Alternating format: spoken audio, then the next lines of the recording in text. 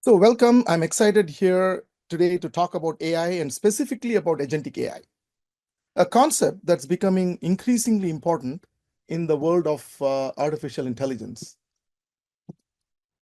Agentic AI for all. So I know we have folks from a variety of backgrounds in this room. So whether you're a business leader, a startup founder, a technical expert, or someone who's just exploring AI's potential for the first time, this topic is relevant to all of us. So we're going to explore what agentic AI really means, why it's important, and how we can start incorporating it into our lives. Whether you're looking for practical ways to apply AI on your laptop, or seeking to innovate in your industry, or just trying to understand the long-term impact of AI on your business or society, today's presentation is designed to give you that insight and some actionable takeaways. So the agenda that we have planned for today is, give you a little bit of overview on byteSmart, and then jump right into harnessing agentic AI, look at some real world use cases. How do we build our own agentic AI? How do we automate routine tasks? Mastering AI for personal use, and then look at models for industry verticals. Then open up for Q&A. So it is a really packed agenda. And believe me, you don't have to be technical to follow through today. So it's going to be a completely non-technical presentation. So the byteSmart overview. So I'm G. Venkat, and along with Naren, we founded byteSmart. Our leadership team brings together expertise in AI, business strategy, and product development with a shared vision to democratize AI and ensure that it can be utilized effectively across industries, from startups to large enterprises. We have worked with diverse clients, from Fortune 100 to exciting startups, helping them build AI solutions that are not only powerful, but also accessible and impactful. I believe in the power of AI to transform industries and make a real difference in people's lives. byteSmart is committed to making that transformation not just possible, but scalable and sustainable for organizations of all sizes. A little bit about my background. So as someone with a background in aerospace, rocket propulsion, and high-performance computing, I've had the privilege of working on some of the most complex and demanding technological challenges. In aerospace, precision, reliability, and cutting-edge performance are everything. And these principles are just as crucial when it comes to building robust AI systems, pushing the boundaries of what's possible, and developing technologies that can achieve extraordinary goals. So this mindset is incredibly relevant in AI, where we are just not trying to solve problems, but also innovate and create solutions that have never been done before. So my past work in high performance computing taught me how to handle vast amounts of data and perform complex calculations in real time, which is directly applicable to training AI models, optimizing algorithms, and scaling AI systems. Also, as the author of a book on enterprise modernization, published by McGraw-Hill with a foreword from Thomas Kurian, the current CEO of Google Cloud, I spent years researching and writing about how organizations can navigate the fast-paced world of transformation, whether it's business, technology, digital. Agentic AI for all is a natural extension of that journey. It's about modernizing not just the tools we use, but the way we think about and how we apply AI. So my experiences in these high-performance, high-stakes environments have shaped my approach to building AI solutions that are scalable, reliable, and impactful. And like rocket science, AI is all about precision, innovation, and creating possibilities that others might think impossible. So we have been awarded several patents in the area of smart knowledge retrieval and related fields. So these innovations focus on improving how we retrieve, process, and apply information from complex data sets. So now let's get going with harnessing agentic AI for business transformation.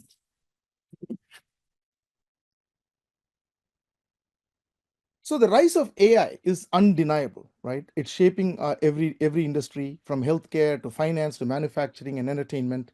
We see every day in the news, we see on LinkedIn, everyone is talking about how AI and agentic AI and Gen AI are transforming business processes. So as the saying goes, adapt or be left behind. Companies that fail to embrace AI and integrate it into their operations risk being overtaken by more agile competitors who can leverage these technologies to drive efficiency, innovation, and growth. The rise of agentic AI. So clearly, the rise of agentic AI is not a passing trend, right? This is a critical turning point in how businesses will operate. And companies that embrace these technologies are driving innovation, while those who fail to adapt risk being left behind. They lose market share and fall into irrelevance. According to a report from Deloitte, while companies, we have all been exploring AI and specifically Gen AI and LLMs over the last 2 years, 25% of companies that have been using generative AI are planning to launch agentic AI pilots in 2025. And this is going to grow to 50% in 2027. So clearly, there is a demarcation or a distinction between Gen AI and agentic AI, which we're going to explore a little bit more today. So, what is generative AI? And I'm trying to not get into technical concepts, but we are going to understand conceptually. And because a lot of these things, the technologies keep changing. Every month you see new models, you see hundreds, if not thousands, of libraries and frameworks that let's just understand top down from a conceptual perspective, right? Generative AI refers to deep learning models that can generate quality, really high quality text, images, videos, and other content based on the data they were trained on. And we have all experienced generative AI, whether we went on ChatGPT or Deepseek or Gemini or Midjourney, Stable Diffusion. We have all been playing around and understanding how to generate. And we have seen while generating text and summarizing text and manipulating text is really easy, there is definitely some level of difficulty when it comes to images and then more when it comes to videos, right? So clearly the processing that is needed is not trivial. So we have seen that. But from a conceptual perspective, a prompt comes in, and while we interact one-on-one with LLMs, if you want to kind of package that into a solution, the prompt might need some pre-processing. And then the pre-processed prompt is fed into the LLM, and the LLM could be embedded as part of a workflow. So there could be other things that could happen alongside the LLM in terms of data being packaged, some tools being accessed, even other models being accessed, and then post-processing or combining such responses into whatever you're trying to do, text, image, video, etc. Right? This is a pretty simplified version or simplified view of how a prompt reaches an LLM and then how the response comes back.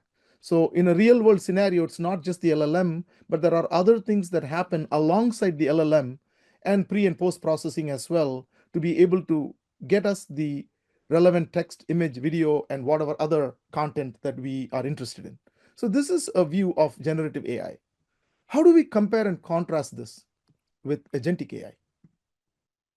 So agentic AI, it refers to a system that is capable of autonomously performing tasks on behalf of a user or even another system by designing its workflows and available tools. So this system has the autonomy to make decisions, take actions, solve complex problems, and interact with external environments, even beyond the data upon which you might have trained the system's machine learning models. So the key here is autonomous, as well as being able to have some kind of a memory, being able to have short-term or long-term memory, executing tasks that could involve other agents or systems, even physical actions in the real world. So the concept of agentic AI is way more than just embedding an agent into a workflow, because those are static. So how does that workflow itself change dynamically? And of course, in the process, agentic AI will utilize LLMs, could utilize just regular services, could involve utilizing predictive and discriminative models. So it's a combination of things that come together to fulfill a user's request. And this is really ideal utopia, right? As you can imagine, real situations. So when someone says agentic AI, there is a lot of things to unpack there and find out. And most of the times you find it's more hybrid, that it is agentic AI in some sense, but at the same time, It is basically workflows that orchestrate with all these things in play, right? LLMs, models, other systems or services, things in play. So that's kind of how today the agentic AI landscape is. And there are so many libraries and tools. There aren't any standards. There are some standards like the MCP or the Model Context Protocol is one standard. I mean, we all went through this when we went through SOA and when we went through service-oriented architectures and the SOAP and other the protocols, the lingua franca of services and so on. Similarly, there will evolve over the next year and a half standards and the ability for agents to communicate and work together. So that's all happening in front of us as we see. Another view of agentic AI is how the AI agent in the middle is basically interacting and planning and reasoning, leveraging actions, tools, internal, external tools, and basically getting a task done, right? And making decisions with the ability to pursue these complex goals and without supervision. Now, how many tasks would you want to execute without supervision, especially if they are critical, tasks that could impact lives? You wouldn't want to do that today, right? So there's a lot of, there is a ways to go before we could conclude that all tasks and all processes can be completely executed without any supervision whatsoever. But then again, there are a whole bunch of other tasks that we could probably just wish that somebody did it for us, right? So that if you ever had that feeling that it's a mundane, repeatable task, that could be some kind of a low-hanging fruit to be able to package that and execute that with agentic AI. So we're going to see some of that, as we get into the presentation today. So we have set the basic concept around generative AI and agentic AI, and kind of explained away what that means, right? So now, how are other companies then building agentic AI? Is anybody actually building it? Are there any real world examples? What kind of benefits are people getting? And again, keep in mind that when someone says we are doing agentic AI, if you really unpack that, a lot of times you might find they might be hybrid agentic AI, in which case you're not completely providing the agentic AI process without any supervision to go and execute things and change the way it executes things and so on. So you got to really ask the question and unpack that. At the end of the day, to build agentic AI, you need these LLMs. And then if you have a lot of content, documents, your own assets, you might create embeddings and store them in vector stores. And if you ask what are embeddings, they are just basically taking content that you have, assets that you have, and creating numerical representations of them so that they can be found by the LLM when it wants to. And of course, prompt engineering. Let's not forget that, right? We have all been prompt engineers when we interact with ChatGPT or Deepseek. We are all prompt engineers at the end of the day because we ask questions and expect responses, right? So those are foundational building blocks. And then, of course, if you're going to build a solution, there are a lot of frameworks, tools, libraries, and so on. And in fact, there are way too many that, one would feel overwhelmed if one tries to go and figure out what is there really in terms of building your agentic AI solution. And then you got to ask the question, what is my system design? Just as we are, anybody that has managed project software engineering projects in the last 20 years would have faced would have seen these things like agile development and design patterns and so on. In a software design system, we all know certain patterns that occur over and over and over again in software engineering. Similarly, there are patterns that emerge, whether they be agent systems or workflows. There are some patterns that emerge. And do you want a single agent? Do you want agents to collaborate with other agents? Do you want a human in the loop at certain key points to make decisions and then continue with the agent? So these are all questions to ask broadly in terms of your systems design. How are you going to execute? How is the agent going to execute and orchestrate all this? So unless you walk in the shoes of an agent, right? I mean, if you wanted to get a task done and you want to automate, you have to at least have a thought experiment on what are all the steps that need to happen. what needs to execute at every stage, and what needs to be the input or output coming out of it. What happens if there are some exceptional things that happen? How do you handle that? So you got to really imagine this execution and orchestration, task planning. Do you need workflows? Do you need other tools? What would those tools do? So you got to really walk in the shoes of that agent or process and document that and understand what it is that you're building. And when you do build it and deploy it, do you think it's going to run effectively all the time? Or do you want, and where are you going to deploy it? Are you going to run it on your local laptop? And we're going to see that. We're going to see how to run things on our local laptop. Or are you going to deploy it on the cloud? Or a lot of emerging use cases where you deploy on the edge. They could be on devices, they could be on, there are billions of devices that are connected, and monitoring and continuously evaluating what is happening, right? And then do you want to give full autonomy, or do you want to be able to understand certain events that happen and have ways to kind of interject and do certain things as well to the process? So that whole thing, you can't put things in production without deployment and monitoring of your solution. And last but not the least, you got all this working. What are your use cases? Your use cases are horizontal applications or vertical. Are you helping evolve other ecosystems? Are they commercial? So then comes the question of what are you planning to do? Is it just for self gratification? You're building agentic AI systems to run on your own personal problems you're tackling, or are they real commercial use cases? And this could be anything in between as well, right? So that's kind of building agentic AI. Now, the two things that I mentioned that you need, right? LLMs, embeddings, and prompts, and then of course the libraries and frameworks. So far, I believe there are no clear winners in Gen AI, because every month somebody else says my model performs better than the other model, and that's happening all the time. Not only that, you're starting to see small language models, video language models. You're starting to see domain specific models emerge, finance, semiconductor. So there are all kinds of models, just the LLMs and generative AI starting to emerge. Gen AI is literally exploding. Everybody is starting to use it clearly, and everyone you talk to says I have an AI strategy. And if you don't use it, you're going to fall behind. But at the same time, this is not end all be all. It's not going to solve every problem that you have. It is part of your AI strategy.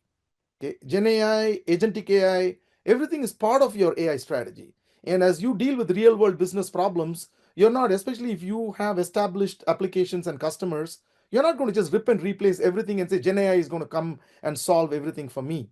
So you got to figure out a way to modernize your enterprise, modernize your existing solutions, embrace the new technologies, but at the same time be sure that your existing systems execute and your existing customers are able to slowly be brought along that process.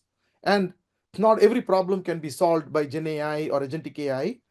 You need to sometimes just leverage your traditional predictive analytics or discriminative AI models as well. And those are not going to disappear immediately.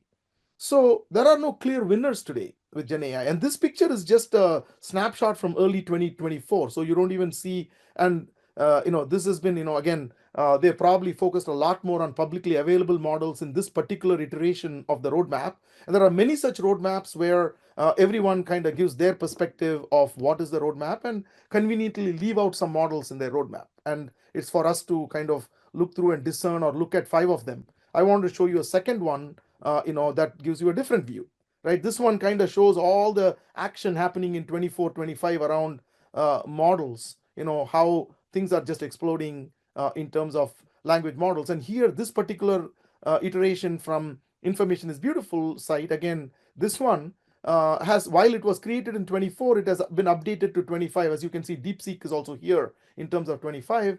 They are ranking this based on capabilities and billion parameters that were used for training. And there are so many such landscapes, each of them having their own take on what they want to do with the ranking and how they feel LLMs are stacking up against each other. It's for us to decide which LLM is suitable for the type of problem that we are trying to solve, and whether that LLM can be used as is, whether we can just provide it some examples and make it work. Do we need to use RAG? Do we need to use fine tuning and whatnot? So all those things are very contextual, and the type of problem that you're trying to solve will dictate, and you may have to experiment before you're ready to decide what makes sense for your use case.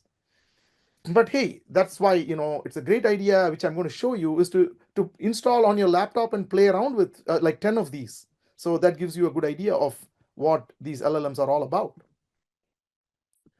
And the second part of it, when it comes to frameworks and libraries, again, this is from CB Insights, and you can go and Google and find 20 other reports and many other representations of what are the key libraries. And last count, there were apparently 30,000 AI companies in the US, and there are literally hundreds of thousands of libraries and models. And you go to GitHub, you're going to get overwhelmed. So how do you make decisions on what libraries or frameworks that you're going to adopt, and what is going to be of use as you build your agentic AI solutions?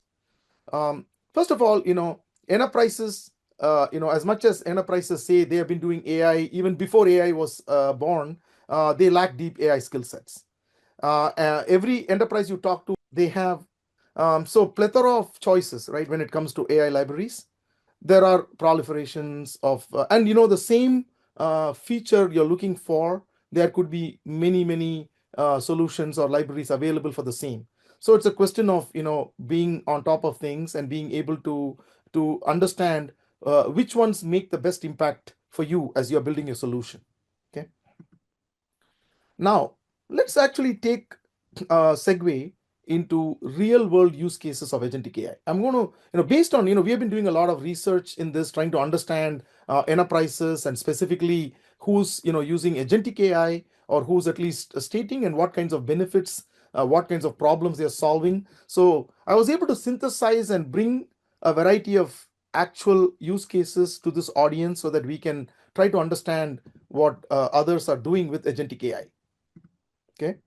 One of the first areas that you would see that agentic AI is being used is to autonomously process insurance claims, from initial filing to payout, including customer communication and fraud detection. So that's kind of the business context, where insurance companies are seeking to reduce operational cost and also at the same time improve customer satisfaction.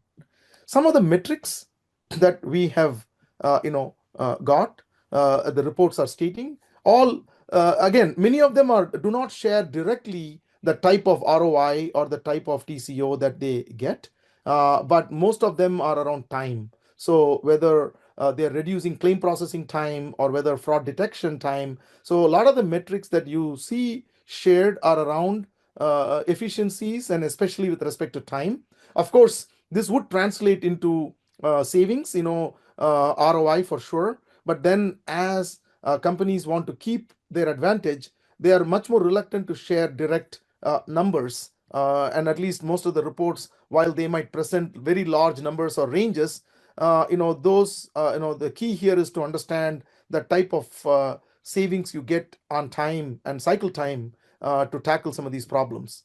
And Lemonade Insurance and Allstate are two of the companies. There are others, of course, but these are two that are talking about using agentic AI to solve their, specifically claims processing. Another area that we see a lot of companies jumping in and wanting to use agentic AI is to optimize supply chain operations. Here, supply chain disruptions are real, and inventory management is real, and so companies can gain a lot by being able to adjust routes and being able to predict disruptions. So that can help them deliver their packages faster or deliver their raw materials faster. So it's global. The context is really global. Again, the metrics are time related in terms of reducing delivery time or inventory turnover in this particular example. And you can see the benefits in terms of route optimization, demand forecasting, and accurate or faster deliveries. And Amazon, DHL, and Walmart are stating that they are starting to use agentic AI for their logistics management. Okay. Now, in the finance industry, in the area of AI-powered financial advisor, there is a lot of talk about using agentic AI. So, of course, finance industry has always been at the forefront of big data and using sophisticated algorithms. They've always been at the forefront. And Bloomberg and JP Morgan have also been trying to build their own LLMs for specifically for finance and so on. But when it comes to financial advisors, AI agents seem to be a good choice.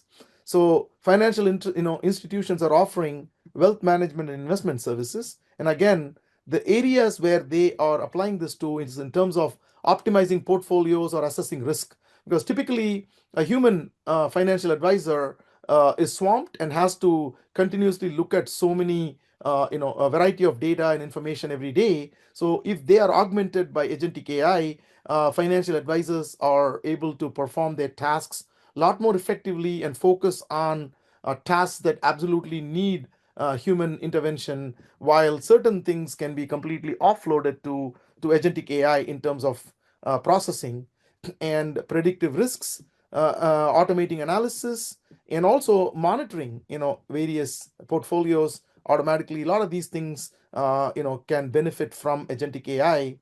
And Betterment, Wealthfront, JP Morgan are some of the companies today that are dabbling with agentic AI in the area of AI powered financial advisors.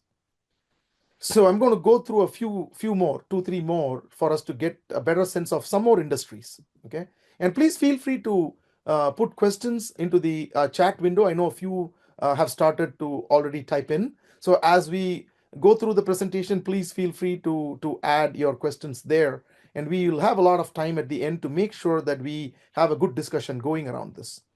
And Venkat, of course, Naren here. Just want to make one more share another message, which is to let people know that we're also going to be demoing some things as part of the webinar. So just wanted to give that a heads up to people who are on the webinar for now. Yeah, thank you, Naren. I did notice several people joined, and it's a good thing that you brought up that we are going to have a lot of hands-on demos as well as being able to run things on your own laptop. So stay along, and we are going to really have a little bit of fun in terms of utilizing agentic AI and LLMs even for personal gain. So AI-driven drug development, right? So this is another area where companies, especially some emerging pharma companies, are trying to see how they can reduce time needed for drug discovery or even personalized healthcare plans, right? Personalized treatment. So these are all areas where agentic AI is being used. Now time will tell. As the whole clinical process and all that takes years. So over the next couple of years, we need to monitor this area closely to see what kind of value companies are being able to derive, and whether that is really cutting short time in terms of not only the drug discovery but also getting approvals, and what are the impacts, and what kind of reduction in cycle time and cost is possible in terms of drug development using agentic AI. So that's going to unfold, and it's a very interesting area, right? So let's keep tabs on that, as well as personalized treatment plans. Personalized treatment has always been around, right? Some of the infamous attempts at trying to do personal treatments and blood work to some real opportunities in terms of using genetics and advancements in genetics to be able to look at personalized treatment. So that is definitely an area that everything personalized, right? Financial advice is personalized, your education is personalized, your health and personalized treatment is that's personalized. So everything is lending itself to individuals, and more can be learned about your behavior. More and more can agentic AI be able to help on a personal basis. So this seems to be pretty real in terms of companies tackling it. And there are a lot of emerging companies in this space. And we got to get in a little bit deeper into these companies to see where they are in this cycle, and over the next couple of years, how they are going to fare as they use agentic AI to tackle this area. Now, there are really a couple of slam dunk spaces, right? I went through some particular verticals right now. Now let's kind of switch gears and go into a couple of horizontals. Basically, every company, big, small, medium, everyone, if you have a product or service that you're selling, you're going to invariably have customers, and you have customers, you gotta, be able to have some kind of customer service. And we have seen how we have been frustrated with customer service chatbots, right? How many of us have, in the last 7, 8 years, gone to websites and some little logo will be there at the bottom right, and it'll pop up and give you a set of buttons, and they'll control what you can click. And most of the time, the answers will be nonsensical, it won't be useful, and then you'll try to reach a real person to talk to. So that's kind of been the case with chatbot driven virtual assistants. 90%, like very high number of customers have been unhappy and unimpressed with how these generic chatbots were used to support customer service queries. They were glorified search engines that retrieved information and presented to you in a chatbot interface. But that can now be very different when you use agentic AI. And before the advent of true LLMs and being able to use LLMs, the approach to this was NLUs and NLPs, natural language processing and natural language understanding, which was immensely hard and time consuming and expensive to train models to do customer service. So everybody really opted for a decision tree and said, hey, these are my 20 scenarios, and I'm going to support customers for these 20 scenarios and just give them some information. That's how we have always operated in terms of customer service agents. Now, with agentic AI, this can change. There is a lot of opportunity here for companies. It's a low-hanging fruit to be able to leverage uh, LLMs for sure, but then go beyond just basic LLMs and workflows and implement agentic AI to be able to provide personalized customer support. You can even anticipate certain needs based on what that customer is doing with your product if you're collecting such metrics, and you can resolve issues even across multiple channels. So that's the context, right? E-commerce, retail, service-oriented businesses, everyone can benefit from customer service agents. And here, even if you improve customer response time by 10-20% or customer satisfaction by 5%, you're actually doing fairly well. And of course, reducing the time for resolving issues can be even 50%. If you can reduce the time to resolve issues by 50%, you would be doing fairly well in terms of metrics, in terms of customer satisfaction.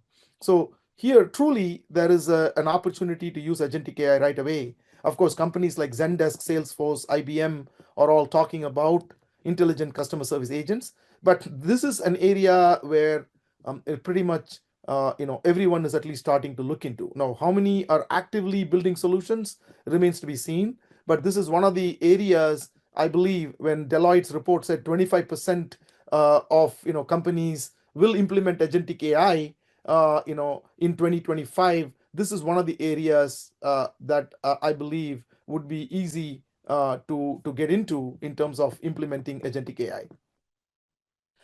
Of course, right, as we develop software, at least product companies, now we saw retailers and e-commerce. On the flip side, if you are building software, software testing is relegated to the last few days of the release cycle, right? Most companies spend all the time defining architectures, designing, building, and of course try to do too many things in too little of a time, that there's always less time to test. And also the resources available for testing are usually notoriously low, right? Most of us have gone through these cycles with software development. Now, what if agentic AI can generate these test cases for you, execute these tests, identify the bugs? So clearly, that is an area that would also be explored.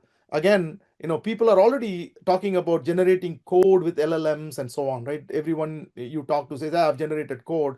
But let's also take that with a pinch of salt, because as some of the industry leaders mentioned, uh, you know, the LLMs and code generation, it amplifies and speeds up experienced developers and their capabilities. But a lot of time, you need to know what you're doing in terms of code generation. And we are going to see an actual hands-on example. I'm going to show you an example of that. Can you ask an LLM to generate code and ask it to perform some task for you? Is that real? Can we do that? You're going to see that in a little bit. So, but AI powered software testing is something that can be explored, and as an adjunct you can look at the larger area of project management, and I'm going to show you some actual demos in the area of project management that you can see agentic AI can actually start to provide operational efficiencies if we choose to adopt it. But definitely software testing, big companies, Microsoft and other large product companies are definitely looking into software testing. And also there could be, test harness providers that come up in terms of, providing you, AI solutions to develop your testing. So that's kind of an area as well. So these are a couple of horizontal wide applicability areas that agentic AI is being used. And again, I'm sharing more the time metrics here, the ROI metrics, the financial metrics. Again, that is people are reluctant to share exact. I don't want to just throw some numbers just because I found some financial numbers, but these cycle times and time metrics seem to be pretty real.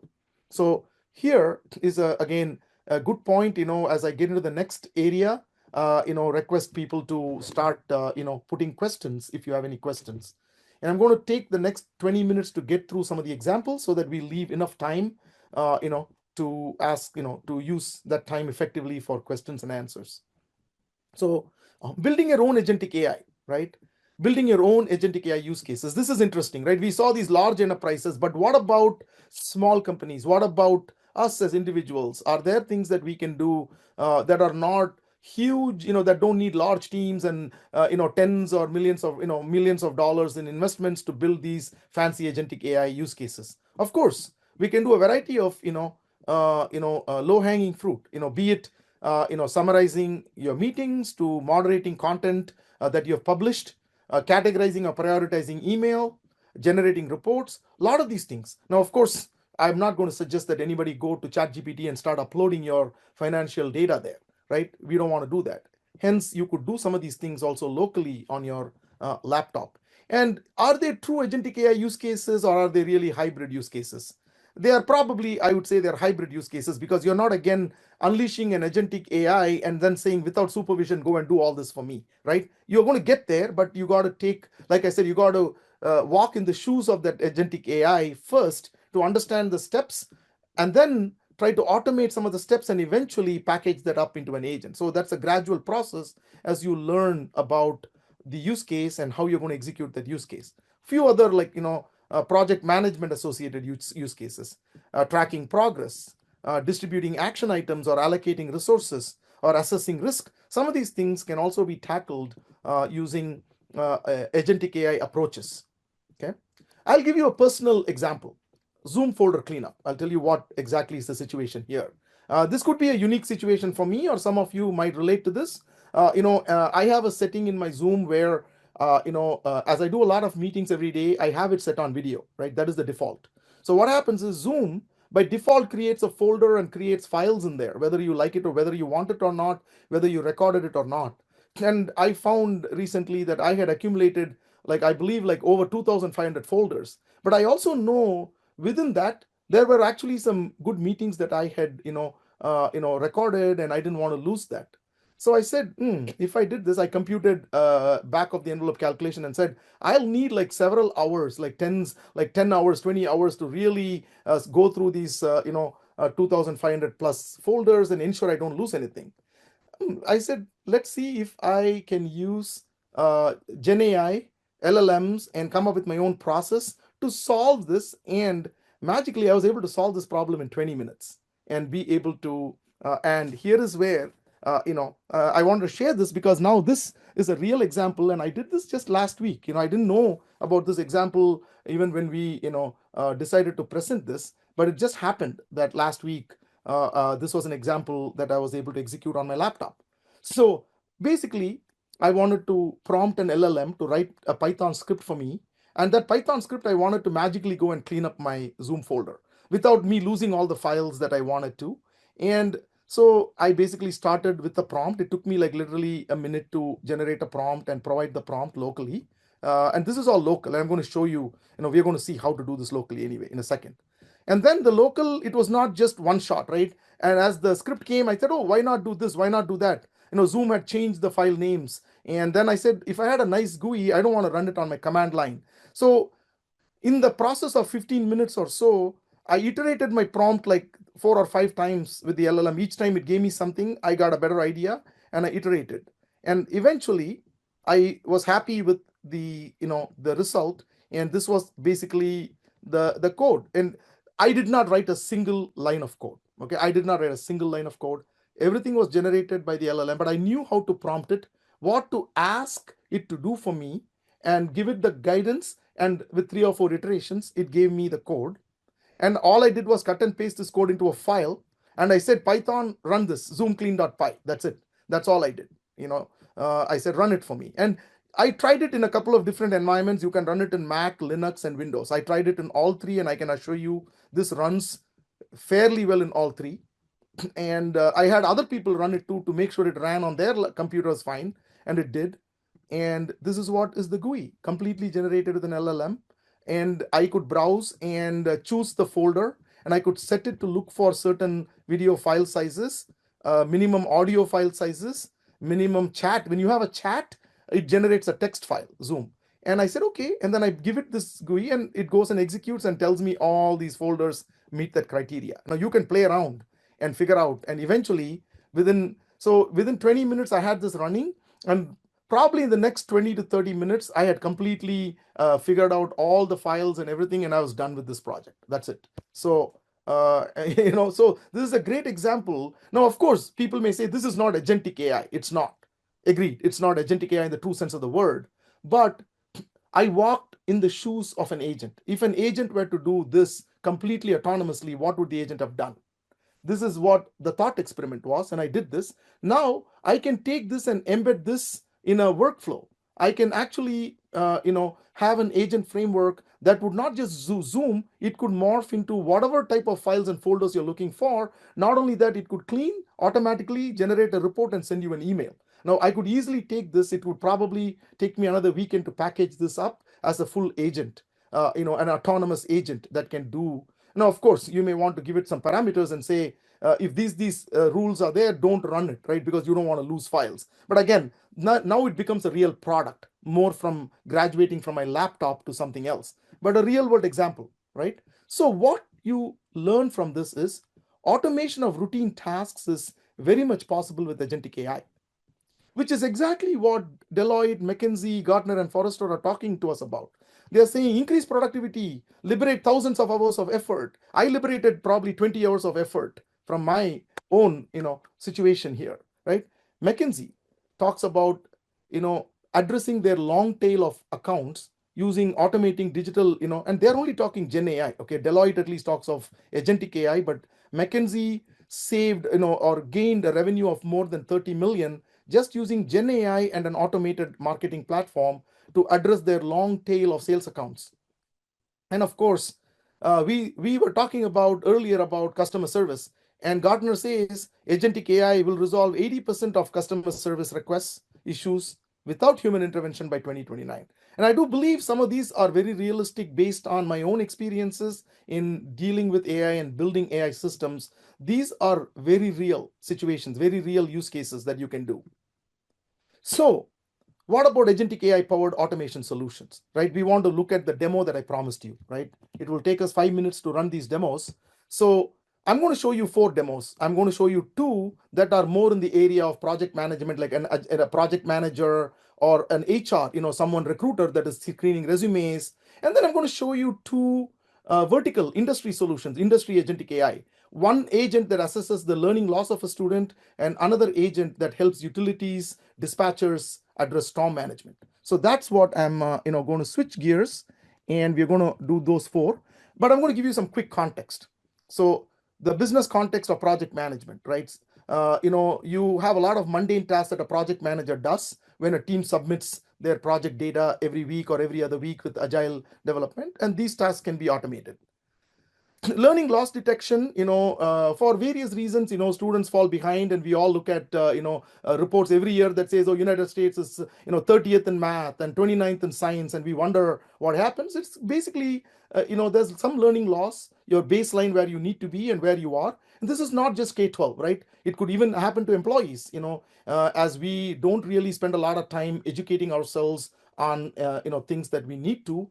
We'll eventually fall behind in what we probably ought to know and what we actually know. So there is some measurable learning loss. It can be applied to anything. And with personalized learning paths and detection of this, you can not only increase engagement, but you can address that gap. That's basically this, thought process here. Resume screening, as we get hundreds of resumes, we need to make faster decisions, hiring decisions. We need to improve matching. Today, everybody does a keyword match, which is the worst type of matching, because you're going to lose on a lot of good candidates by just using these ATS systems that recruiters use. And if you are outsourcing your hiring, you can be rest assured they are using ATS and probably losing the best candidates in the process. And of course, reduced HR workload, right? This is a really good use case. And storm management, improving public safety, recognizing where the resources, limited resources, need to be sent to be able to address real life-threatening situations. So that's kind of that, So let's look at these, in the context of, let me log in really quick, because we have timed out here. And then I'm gonna, without further ado, jump in here.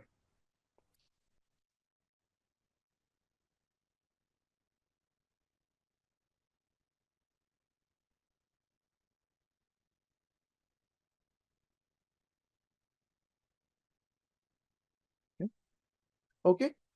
So let's look at some of these examples. Let's look at, I'm going to just start with resume screening because it's interesting here. So let's say you have a job description and you have provided your job description, and then resumes are coming in and your agentic AI takes over.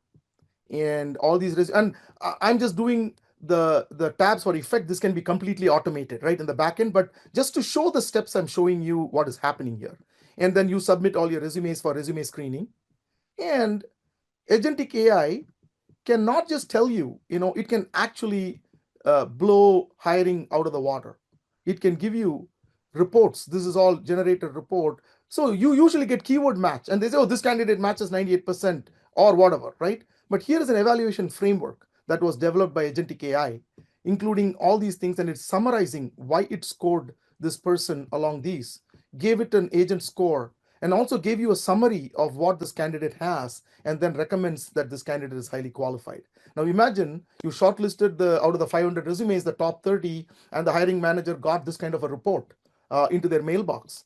How fast can you respond to those candidates? And also, you don't give up on the other candidates. You send them a nice email saying that, hey, you're not ready yet, but keep in touch, and who knows, right? Because they might acquire the skills you need, and in the future they could be your employee. So it's important to keep that going, right? So this is a great example, very simply solved with agentic AI. Let's look at the other horizontal use case. Now, project team is submitting, let's say they are submitting some report, and they're submitting two project data. Two teams are submitting, and now the agent has the project manager agent has already analyzed it, and it's going to send you a nice email. Let's see if the email appears after the processing. It will appear, hopefully. So let's come back to that while the email is being generated by the manager. Let's look at learning loss. So here is a K-12. Like I said, this is applicable to anybody, any employee, any company, any student. We are all students. We are all hopefully lifelong learners, because learning never stops. And we do that. And here is a student who submitted their diagnostic test. And here is an agentic AI that actually measures their algebra knowledge over what should be the skills, and highlighted the areas that were tested. And red, yellow, green tells us where the student was lacking. And then further down, you see what is their student score versus a baseline score. Typically, people say you scored 75% or 65%. What does it really mean? It basically means these are the areas that you need to focus on so that you can improve as a student. So that's basically a cognitive blueprint that we have generated. And here is a learning loss. You probably need about 9 weeks to catch up. So this is all agentic AI. This is real agentic AI in the area of learning loss. And let's look at storm management. So here, in a real scenario, there are probably hundreds of calls, thousands of images flooding companies and dispatchers.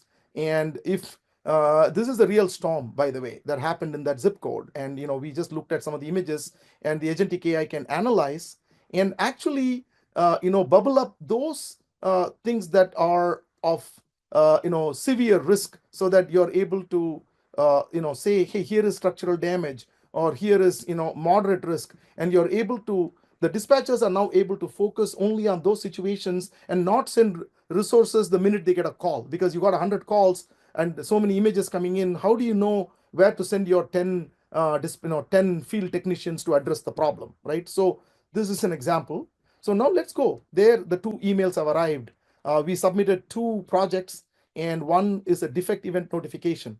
Says there are currently two open defects, kindly fix them. And it tells you what the defect ID is: failed to connect to the database, or deployment failed, insufficient disk space. So these are a couple of defects that were found. And then the other one was the velocity of progress. The average velocity is predicted to be 48, and your future velocity is 40. So this is evaluated, and the status is fine. This is not behind any particular project or anything like that. So again, four agents that we saw execute on the byteSmart platform, and very real solutions that can be built and used to solve real world problems. So now let's switch back to the presentation. And if you have questions, please keep the questions coming. We are probably going to the localized LLMs and stuff. So I'm going to show you how we are going to address running LLMs and agents locally. So that's a good one to also address. So let's kind of get back to the presentation and keep the questions coming. So demo we already went through. Now here is the mastering AI for personal use, right? I want to address this because truly agentic AI for all is where we need to go. And whether we want it or not, there were days when, like decades ago, nobody knew what a spreadsheet was, or Excel was, or what an Access database was. And today we are all masters of that. That's the way to look at AI and agents. Invariably in the next few years, we are all going to have agents running on our laptops. So we better to face that now and master it. So what are local LLMs? Local LLMs, you can run inferencing directly on your laptop. Everybody talked about Deepseek. I don't know how many of you got Deepseek running on your laptop. I can assure you, you can get Deepseek running. Of course, it may not be that 670 billion parameter Deepseek that needs like 500 GB of memory, but it can be very much the smaller 4-bit quantized Deepseek that takes up 4 GB or 8 GB of memory, and you can run that, right? So you can use local LLMs, if nothing else, to do personal projects without writing a line of code, or without doing or summarizing documents, or doing a lot of very interesting tasks. So how does it work? There are mainly two that I would recommend today, right? There are many options. One is Llama, the other is LM Studio, right? LM Studio is probably a little bit easier to use, but it does not run on all platforms, especially the older Macs, like the Mac that I have. LM Studio won't run. But Llama, along with what I'm going to show you, there is also a web-based GUI to Llama that you can install. So you can pretty much cover Linux, Mac, Windows. It doesn't matter if your laptop is 5-7 years old, it'll still work. And you can install Llama, Deepseek, and other, and you can use it for text generation, coding, automation, summarization, even connect to local databases if you want, if you are Excel sheets. So you can do a variety of interesting projects locally. And if nothing else, if you're exploring some idea, if you're a startup, or if you want to do something, how better to walk, like I said, right? I like this phrase, like, you want to walk in the shoes of the AI agent before you're able to build it. You got to understand all the pieces. The other thing to note is prompt engineering, right? If you give meaningful structured inputs and you know how to control the input, you're going to get meaningful outputs. Otherwise, you're not going to get a whole lot of things. And there are so many different ways. This whole area of prompt engineering, you could probably have an hour-long conversation. So I'm just going to quickly list, hey, you could give instructions. You could teach with examples how the LLM needs to respond. And you could also do chain of thought prompts where you break down a problem into multiple steps. And things like summarizing a document. Say, hey, here is the document. Summarize this in 100 or 200 words, but do this, extract this from the document, or do this with the document. Or here are 3 examples. Now I'm going to give you a question. Follow these examples and do the same thing. Or break down a problem and solve. So now Llama. So as you can see, this is from my laptop. I'm running like what, some 12, 13 different models, on my laptop, including, Deepseek, including Llama and many other things in between, coder, specific coding, specific database models. And as I said, if you put Open Web UI, if you install that along with Llama on a Mac, even an older Mac, you're in business. Otherwise, you can go with an LM with LM Studio if you have a new Mac, or if you have a Windows machine, you can go with the LM Studio. So these, I'm just going to, so this is, I just, I'm just telling you, like I ran Deepseek just earlier and said, what is prompt engineering? And Deepseek, punched out a bunch of things on prompt engineering for me, what it is. Again, when you install it, you can play around with it and do all kinds of interesting questions and answers. Or I gave it an image and I said, what's happening in this picture to Lava? And Lava was able to completely explain to me, excuse me, Lava was completely able to explain to me what was happening in that image. Okay. And again, you can experiment, and there are so many models that you can install on Llama and experiment. Now, the three things that I talked about, right? Summarizing a key point of the document. And I'm going to show you in a second, I'll show you what the document and the result was. But there is a document, a PDF document that was uploaded, and the LLM Llama was asked to summarize all the key points in the document in no more than 200 words and given other instructions. And it did. And I'm going to show you that input and output in a second. So this was an example of how you can control local LLMs to deal with your own documents. Other example, right? Let's say you are addressing customer sentiment and customer, again, customer, issues are, paramount, right? So you can train an LLM to understand what those things are, whether the customer sentiment is positive, neutral, negative. And if you teach it some examples, it will now, you give it a customer feedback, it says this sentiment is positive. So this is fairly easy to do. Now, this is an example that you can actually now wrap this into a service, wrap this into a workflow, and you have a great, agentic AI process to address customer feedback and address those negative feedback you want to get back to them, right? So that's the other thing. Or here is a problem, a train leaving town, and this problem is a simple math problem, but you can ask the LLM to do it step by step. So in this example, we broke down this problem and said, do it in 5 steps. And each step you instructed the LLM a chain of thought, what it needs to do. So now the LLM is doing that. It's saying, I'm calculating the difference between the times between the two trains. It lists it. Then calculating how far the trains are at this time, and so on. So you can really break down these kinds of problems and understand how to solve this. This is very useful for students. And this is just a simple problem. But again, this could be applicable to although a word of caution, when you get into more complex math and physics and problems and so on, a lot of the LLMs could give you wrong answers. And you would not know if the answers are wrong unless you also knew what you were, doing, right? So in that case, it saves you time, but you still need to know if the interpreted results and computations are right or wrong. So you might need to have some knowledge of the topic, especially for more complex use cases. So this is the chain of thought in terms of things. So what are local agents? They operate autonomously on your personal device. So they can manage repetitive tasks for you, offline usage. So no internet required. They can integrate with your local software. And as we saw some examples, AI powered document analysis and also automation of workflow, right? So these are some of the advantages to it, right? On-premise operation, you don't have to worry about data privacy.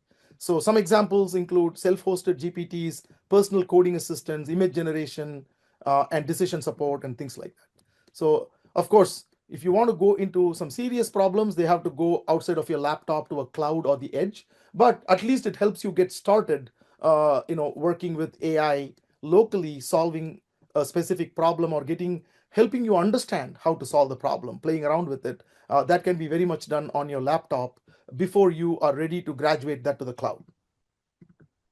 So again, there are pros and cons of cost in terms of, here you have to invest in hardware versus on cloud, there are recurring costs and so on. So again, most of us know the advantages and challenges. So it is not so much about, diving deep into that today, but more to illustrate that you can do a variety of interesting things on your laptop.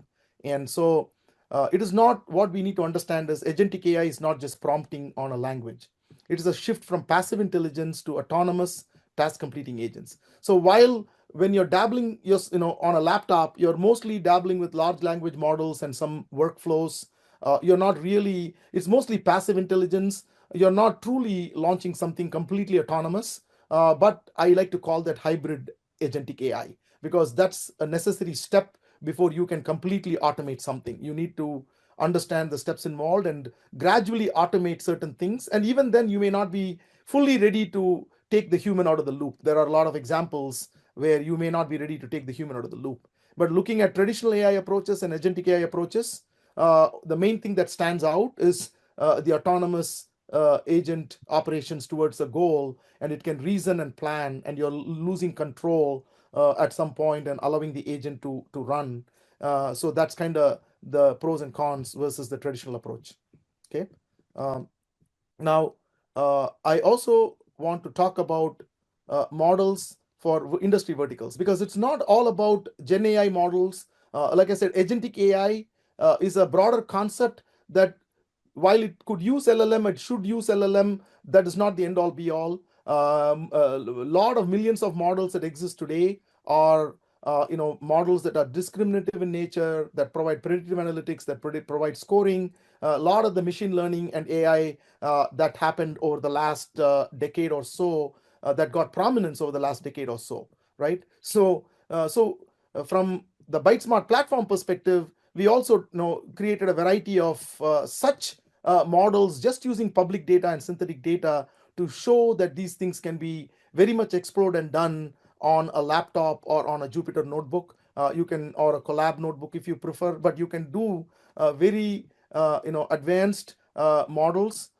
Even if they are not Gen AI, you can of course do Gen AI also if it makes sense. But there are a lot of other problems that need predictive analytics as well, and discriminative models. So we should not lose sight of that fact, because agentic AI can use that and more as it serves up autonomous tasks for you. So here is an example of the storm prediction that I showed you. There are a lot of other models that we developed in the insurance industry, sustainability in terms of air prediction, water prediction, emergency response, knowledge generation, e-commerce. So again, it is up to you and your areas of interest. You cannot be a subject matter in everything. So some of these, take it for what it is in terms of this is our effort to show that you can build these kinds of models, and whatever is your industry and whatever is your problem, hope that you're able to research that and now bring all this power into your own personalized AI on your laptop. And then as you understand the problem, you're able to eventually graduate that to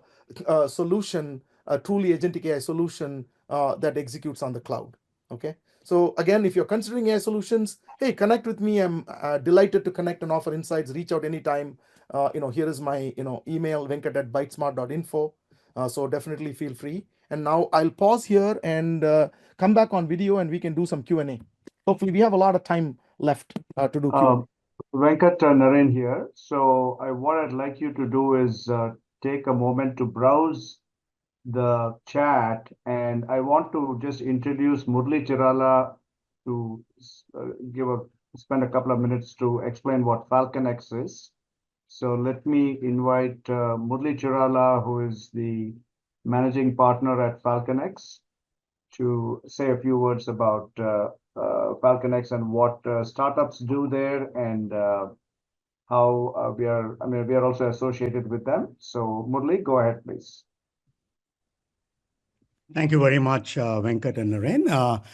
Hi, everyone. Judging by the number of participants and judging by the Q&A and the discussions that were happening in the background, it is going to be hard for me to, it's almost like I'm standing between the Q&A session and Venkat. There's a lot of energy right there. So before that spills over, I just wanted to say that I've attended and hosted several sessions in generative AI and now agentic AI over the last 18 months.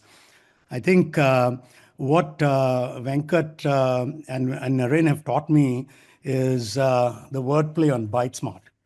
So for corporates and everybody that wants to use agentic AI, you better bytesmart, pun intended. In that, otherwise, investments that you make are going to be like the chatbots. billions of dollars have been spent on chatbots, and now all of that is completely waylaid. Having said that, FalconX enjoys a certain privilege in association with byteSmart. They're a company that we've been, working with over the last several couple of years, and their evolution has been phenomenal. We have a local accelerator and a venture fund. The venture fund that focuses on early stage pre-seed investments. And the exciting part about FalconX is, some of my entrepreneur colleagues actually act as mentors.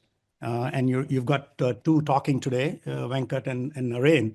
But at the same time, we've got a completely dedicated group of partners and mentors that actually are available for ongoing assistance and guidance on broad range of issues. Until Agentic AI takes over, I think we have the opportunity of humans experienced in this process being able to help out. So FalconX is delighted to again host this event, and looking forward to interfacing with anybody that has any questions on other topics. But in the meanwhile, I'm really eager to see how Venkat's going to be handling all the questions that are in the pipeline. So with that, I'm going to hand it back to Naren and Venkat. Sure. And thanks, Murli. Thank you, Thank you so Murli. much. Yes. Naren, go ahead, Naren. No, I was just thanking Murli, and I think Venkat, you can go through the chat. I think there are some comments and questions, and some questions that are being I'm gonna addressed. So just go go ahead through and do it in whichever way or sequence you want to. And also I'm willing to stay as long as needed to discuss questions and answers. So for me, there is nothing immediate after this, so I'm happy to address all the questions, and I'm going to kind of go from the top to the bottom. But if there are some repetitions or some questions that are just simple or addressed in the presentation, I'll go down to a question that did not get addressed, right? So, and comments, I'm just going to skip through the comments. I'm not going to bring. Okay, so one question here is, all companies will be using software to improve their performance. How can we distinguish agentic AI versus just the old software model? As I said, agentic AI, this right now it's all a question of hybrid processes. This year, Deloitte said that 25% of agentic, companies will do agentic AI as proof of concepts or prototypes. Because if you're talking about true autonomous, execution of things without supervision, that is a leap, that you need to take more from just doing simple workflows and using LLMs and things like that. So that is coming. So it's not just, and you're not going to just say it's a software model or software is going to generate this or that. Even for software or code generation, LLMs are not there yet. Okay, you can't just say, do this for me end to end. There's a lot of intervention you need to do to know how to cut and paste that code snippets where and how to integrate it and run it to make an application. So while you saw, I gave an example of the Zoom folder cleanup, and I was able to generate code, but that still involves some knowledge, and prompting and then using it. And it's a very simple one program. Now imagine an actual software that would have, hundreds of thousands of lines of code. It's not that trivial. So you can clearly distinguish between just some software and agentic AI, as we know the definition of what is agentic AI. Another question, did you give a complete prompt and LLM did everything from scratch each time, or you gave updated instructions? I just gave updated instructions. You don't have to give. So typically what LLMs do today is they keep track of a session. Okay, so if you're giving immediately the next 5 minutes or 10 minutes, you're just giving prompts. It kind of refers to that context. But then if you come back after some time, the session is terminated, then it will have no memory of anything. So these LLMs don't really have memory. It's request response, but they keep some immediate prompts into consideration, so you don't have to repeat everything. Okay, so that was a question. I'm just going down the questions, so feel free to add to the end. And I will wait and answer every question that's on this list. So, well, my question is, how do you test agentic AI product, as there can be infinite number of prompts? Hey, so clearly, right, you can't test every prompt, right, because you couldn't have imagined prompts. And you're right, there could be infinite prompts. So the approach to that is, how did you test software? Let's draw some analogy. You came up with test cases and you said, this is the input, and I need to assert if this is the output, right? That's a simple thing that you do unit testing. Then you looked at integration testing, you looked at multiple things talking to each other. Then you did performance testing, then you did functional testing. In the area of LLM specifically, the emerging terminology is called an eval. So you need to know how you're going to evaluate these LLMs and how one model performs with another. And in fact, there are some articles that are emerging. I mean, everyday people are also creating new terminologies. So feel free to create your own terminology and write about it and write about your experience, and it might pick up. But the word for the day is eval. So you have to create these evals and then see if these LLMs, in terms of what questions you prompt. And then there are these whole other techniques. Just like you're used to traditional software testing, are you testing an agent? Are you testing a model? Are you testing the workflow? So there are various things you can test. Are you testing for bias? Are you testing for toxicity of response? So you have to kind of, I'm just scratching the surface here. And again, that would warrant an in-depth discussion on its own. But you have to come up with these evals and then construct these cases. And even then you might miss out on some type of prompt, right? Because, but all you can do is address through these evals that this class of prompts or this class of responses, that LLM is not, performing differently today. And I even read something like, we are all used to, people argue, is it data drift or is it model drift? That was the argument a year and a half ago. Today, people are arguing, is your prompt drifting? I mean, I'm not kidding. So people are talking about prompts drifting. Prompt that worked for me yesterday is not working for me today. So again, you need to build out your own test harnesses for your problem, what you're using the LLMs for, what you're using the Agentic AI for, and clearly construct these test harnesses to test it. And again, software testing is going to be an area that is going to emerge where Agentic AI is going to come up with its own way to test. I mean, that would be the best, right? The dog eats its own dog food. So kind of create these test harnesses and test cases using Agentic AI itself to test these Agentic AI processes. So that's actually a very interesting area that's going to evolve as we see. So key decisions that impact people: approval, denial of a claim are made by AI agents. Is there an audit log of how the decision was arrived at? So again, I have actually, interestingly, I have actually worked, a couple of decades ago, I've actually consulted and advised a lot of insurance companies in the past. But I can tell you that, with Agentic AI, a lot of these details are more about people are using it or they're using it for claims processing, but they don't share the internals of their execution. But you have to assume there has to be an audit log, because knowing, in the insurance industry and knowing, there needs to be, the ability to replay, there needs to be a timestamp. So all those things exist, and there will be audit logs of all decisions made, and not just of big decisions made. Every system that's in the loop, every record that's written, there will be a timestamp to go along with it. So you will be able to piece together the whole transaction flow. So that is how insurance industry operates. In fact, many of the insurance industries still have their old mainframe systems. They have not gone anywhere. And including, without sharing names, including the old IMS databases exist, believe it or not, which are hierarchical databases. They very much exist in some insurance company. So that's the state of affairs today at large insurance companies. Let's go through some. And if I'm scrolling, and if I miss your question, at the end, please do repost it in case I missed it. Companies are reluctant to use Gen AI because of the cost. Agentic AI, the cost will go even higher. How do you tackle it?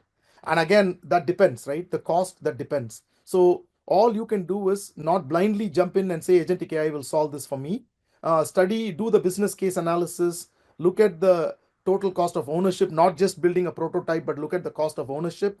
Look at ROI if it makes sense to tackle. So I think you have to do all the things that you do from a business perspective, which has been somewhat lacking because people have been kind of going with the hype and jumping in and building, AI systems without, completely focusing on business case. But that's all going to change and is changing, where companies are going to more and more take a more business-centric approach to building agentic AI, and then attack or address the low-hanging fruit before they go.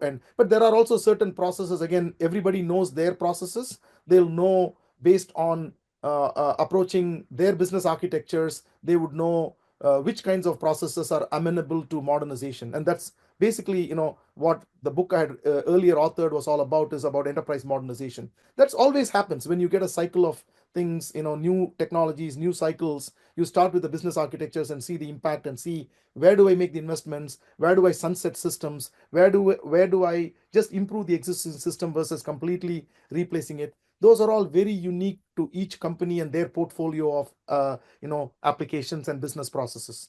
So I always say start with your process pipeline. Everybody jumps in and does data engineering and data pipelines, but if you truly want to look at the benefit of AI and know how to create impact with AI, you got to start with your business architecture. So there are some threads of replies. Is it possible to have agentic AI for code reviews in a complex 10-year-old code base? If yes, how can you share some examples? Absolutely, right? There are, again, we need to know what that code base is and what are you trying to review. There are multiple approaches, things like, for example, in the past, when I had to modernize Java automatically, I ended up creating AST trees out of the Java library so that you can analyze the AST tree and then see if a new library impacted the existing code base. Business rules, extracting business rules out of your code base. I've done that for even the old COBOL systems, right? Extracting business rules, externalizing those business rules so that those rules make its way into the new systems that you're developing, right? Are you going to just rip and replace, re-engineer? Are you going to emulate the current code base into some other environment? A lot of questions, and there is no one size fits all, no simple answer to a 10-year-old code base. You need to do a deep discovery, spend some 3-4 weeks analyzing and coming up with what would make sense for that code base. Okay. Yeah, COBOL reviews, like I said, right? Extracting rules out of COBOL. And it would boggle your mind some of the ways people would have written old COBOL queries, and specifically database queries, in terms of select star is my most, a good example that I give. Most of the COBOL code that you review, for some reason, people would have written select star, and you don't want to do that on a database. You want to extract specifically those columns that you need, right? As simple as that, it could be. Who knows, right? So these are all design patterns, again, that you can encapsulate in business rules and analyze your code, and then you can figure out what you need to do to remediate that code. COBOL is actually easy to analyze and remediate. Okay, so there are other code bases that are probably a little bit harder. To what extent can hierarchical planning and deliberation be modularized across perception, abstraction, execution layers in agentic systems without breaking task coherence or increasing latency exponentially? That's really a mouthful. Hard for me to break down and understand semantically what that means. But I'll try to simplify that understanding for myself so I can provide a response. Brittle pipelines, a decomposition across submodules, cascading errors, latency bottlenecks. So basically, the way, if things can go wrong, they will. That's how I'm going to summarize that, right? Things that can go wrong, they will. So whatever is your situation in terms of building agentic AI systems, if you start with data engineering pipelines, my experience is you're going to get delayed quite a bit because you don't even know what the data means or whether the data would solve the type of question you're looking for. I would give a different perspective, right? If you want to build an agentic AI solution, don't worry about your systems, don't break anything, don't worry about anything. Why don't you just define your problem and say, in a virtual manner, right? Construct a model that will answer your questions that you're looking for. Start there. And why don't you just build synthetic data or public data to construct that layer? That's the approach that we are taking.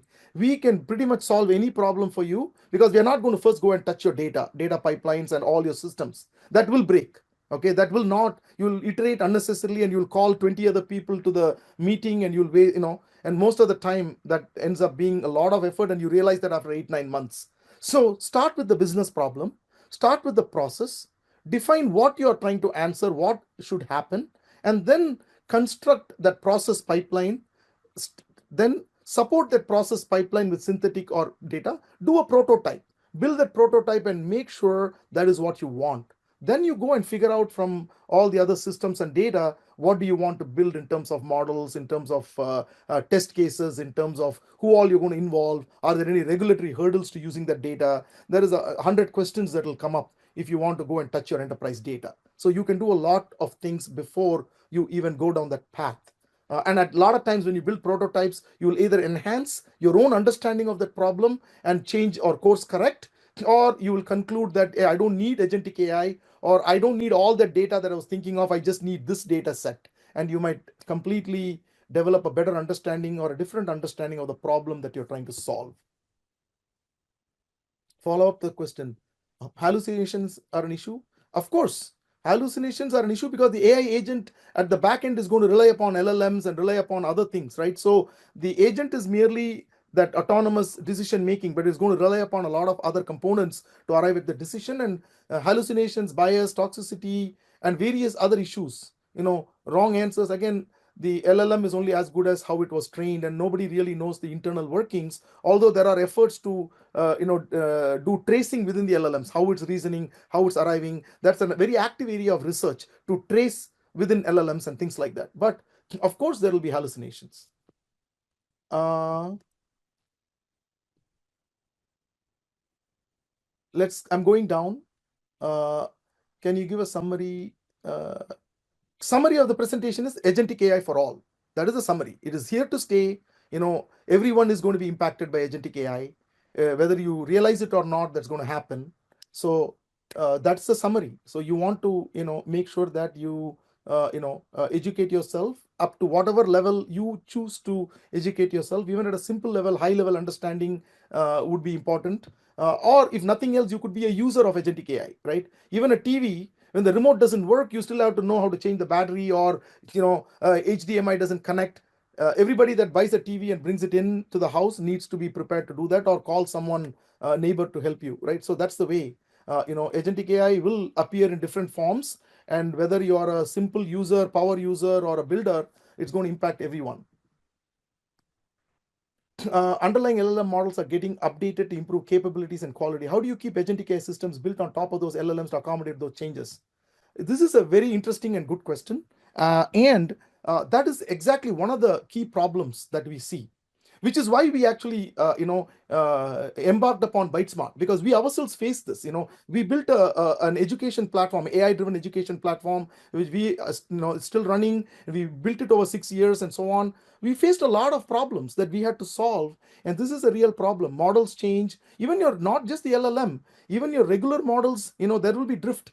As you're trying to use new transactional data to answer questions, you have to go and retrain your models. Not just LLMs, even your traditional predictive models need to be looked at, and you may have to retrain those. So LLMs, right?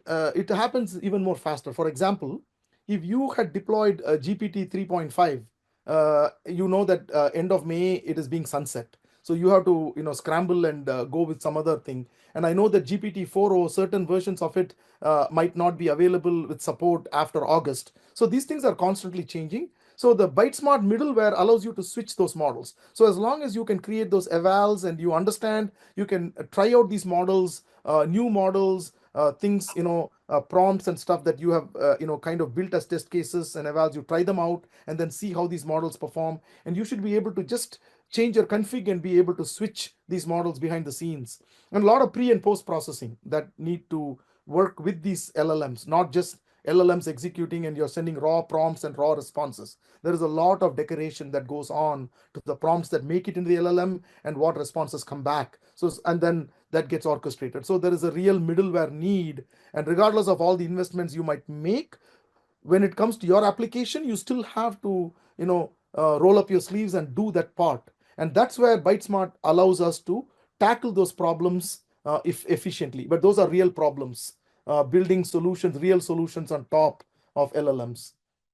What mechanisms are most effective for enabling metacognitive self-evaluation in agents, allowing them to question, revise, suspend their own goals or decision-making heuristics autonomously?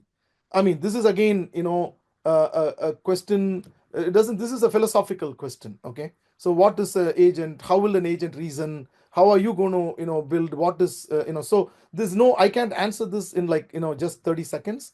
But this is a much larger conversation in terms of having built a cognitive blueprint for students. When when a student tests themselves, it is not an easy thing to address. I think this is a much deeper question. So I'm going to pass on that question here in the given the time that we are dealing with.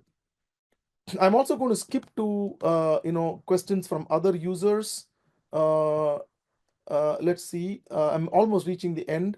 What do you think about Devin AI that claims to replace software and DevOps engineers? I think to some extent, that kind of a broad claim has been debunked, right? You can't just say Devin is going to replace all the software and DevOps engineers because it was that good. People would already be doing it, and you would see that happen.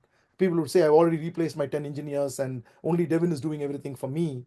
I don't believe, it is that extreme a thing. Again, my own experiences have been that, yes, you can generate code, but then you still need to know what to do with that code and how to integrate it and so on.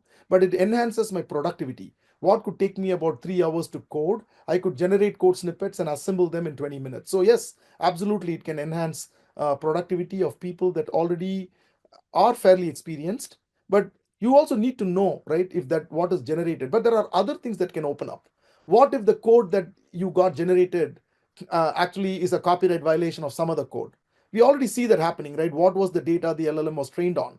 It is generating art, and is that art violating somebody else's copyright, or it is taking snippets of somebody's book and using that in some paragraph it's generating? So there are a lot of such questions, where we don't have case law, we don't have an understanding of how that would be interpreted, we don't even have an understanding of there is a derivative work or not by a strict definition. So one has to balance that with understanding what kind of code generation or application build end to end is going to happen.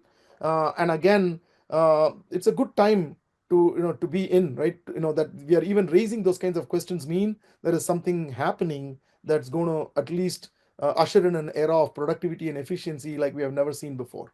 So from that perspective, it's very much possible to leverage LLMs and agentic AI, I'd say broadly in the area of software engineering, broadly in the area of project management, broadly in the area of recruiting. A lot of these areas you can leverage, but how you leverage is going to be very specific to your use case and what you can do with it, right?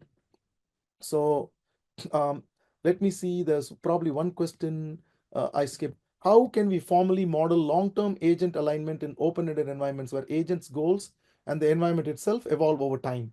I mean, you have to measure, right? You have to have metrics, you have to measure, you have to, uh, uh, I mean, for lack of for I might give some example, right? I mean, let me give some. Maybe it's, I'll just give an example that popped up in my mind, right? Just something that we can probably quickly take a paper and scribble, right? If you take the number 1 over n, right? I'll just give it's a series, right? When n is 1, it's 1 over 1. When n is 2, it's 1 over 2. When n is 3, it's 1 over 3.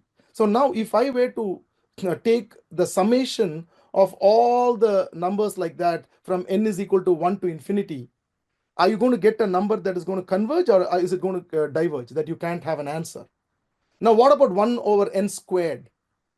As much as logic would defy you, and you would say, I mean, some people may recognize it right away and say 1 over n is going to diverge, but sigma 1 to infinity 1 over n squared would converge. Okay. So sometimes answers are not like obvious. So if you only dealt with the first 100 terms, you will conclude that both 1 over n and 1 over n squared, both of them converged. But if you were to keep on doing that for a long period of time, you would see that maybe 1 over n is going to diverge and 1 over n squared is going to converge. I mean, I just, this example just popped into my mind only because a lot of these things, there are a lot of unknowns. And as you keep doing, you have to measure, you have to observe, you have to calculate, and then you have to compare. Only then you'll be able to arrive at some of these things, right? There's no set answer because everything depends on what is your environment, what are you implementing, what is your use case, and what are you happy with. It's like security. Is anything ever secure? Somebody can put in brute force and spend all the money to break into something. So it's a question of, how much are you willing to spend to protect against that nobody would break in. That depends on the valuable that you're trying to protect, right? So again, some of these things, I don't believe there is it's not a 1 or 0 type of answer. It all depends on, at that point in time, what are you comparing and where is that sequence you have come to, what has taken you to that particular point that you're comparing to decide what is working for you. Okay. I know it's not probably the most ideal answer, but that's kind of what popped into my mind. So Gen AI usage can be creative on one end or research on the other end. I haven't seen any company expose this parameter to public. I don't understand this question necessarily. What is meant by Gen AI usage? Yes, but when you say Gen AI usage, that depends on the user, right? How they are using it for creative purposes or research purposes or what. When you say company expose the parameter to publish, I don't necessarily understand what parameter the company needs to expose to the public. Again, there are only some things that can. So when you look at closed source LLMs versus open source LLMs, you can see that there are certain levels of parameter controls and weights that you can do versus what you cannot do, and but I don't fully understand the question. Venkat, if I may, Amit just responded saying the research oriented. Amit, would you like to unmute and just? Yeah, can you guys hear me? Yeah. Yes, go ahead. Okay, so yeah, I was just saying that, when I'm typically asking a question to ChatGPT or any other LLM, I either want the answer to be research where I'm just, I don't want the LLM to, be creative. I want to see what's out there and maybe summarize. Or on the other end, I may say, okay, write a story for me. I want it to be very creative. So I know that internally LLMs have this parameter, but they don't expose this parameter to the public. So that depends, right? So if you go to open source LLMs and tomorrow, let's say even the code and everything is available for you, you might be able to control that better, right? So, but definitely closed source LLMs do not make much available to you in terms of control. But at the same time, let us say you are asking an LLM a research question. When it doesn't find an answer, it can get creative and give you a wrong answer. Then what do you do? Right? It can give you a incorrect answer to your research question, and you might assume that's correct. And I've seen that. I've actually tried certain things to see how the LLM would respond, and I've seen that it actually provided me wrong answers or wrong interpretations. And that's something you may not even know that it's doing. So it's basically, and we can brush that away saying it's hallucinating. Is it hallucinating, or is it filling the gap saying I have to respond and it's trying to make up generating some random text and inserting it for you?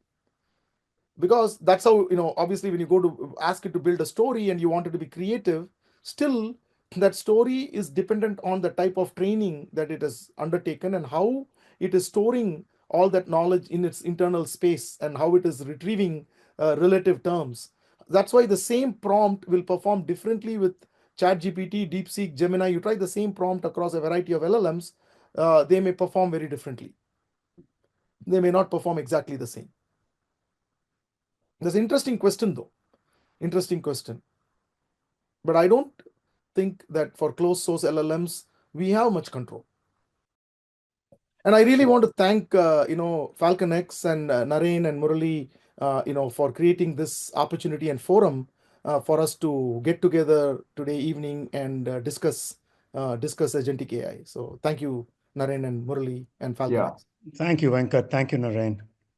Yeah, thanks everybody. On behalf of both FalconX and byteSmart, I'd like to thank all of you who stayed on with rapt interest and attention to discuss so many interesting topics that are relevant to us on a daily basis. We will reach out to you. As I said, there were a few comments asking about slides and recording and all that. We'll address those things in the next few days.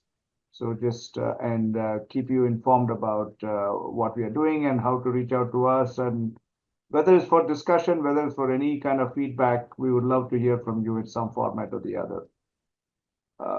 So Venkat, if you don't have anything else, I think we can wrap this up for now. Yes. Have a great evening. Have a great rest of the week. Okay. Bye. Thank you, everybody, and good night.